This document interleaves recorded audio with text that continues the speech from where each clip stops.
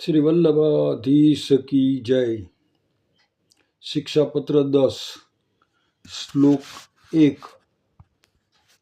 પોતાના આનંદની સિદ્ધિ માટે શ્રી કૃષ્ણ દર્શન વગેરેમાં પોતાની આરતી રાખવી।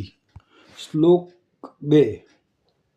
શ્રી આચાર્યશ્રીના ચરણ કમળ સિવાય તેની બરાબર બીજું છે એવું જે કહે તેને અસુર જાણવો।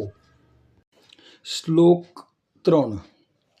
જો સગા સંબંધી બહિર્મુખ હોય તો તેમનો સંગ ન કરવો અને દીનતાની સિદ્ધિ માટે દેશની આરતી એટલે વિદેશ ગમન આપે છે તથા મોહની નિવૃત્તિ માટે સાધનની એટલે બીજા સાધનથી ફળ થયું તેવી આરતી આપે છે। શ્લોક 4 અને 5। પ્રારબ્ધ ભોગવવા માટે અથવા પરીક્ષા માટે ભગવાન ફળ પ્રાપ્ત થવામાં વિલંબ કરે છે તો પણ શ્રી કૃષ્ણનો દ્રઢ આશ્રય સર્વથા ન છોડવો। શ્લોક 6।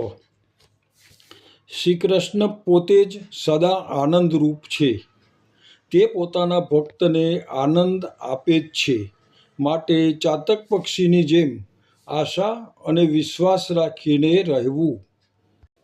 શ્લોક 7।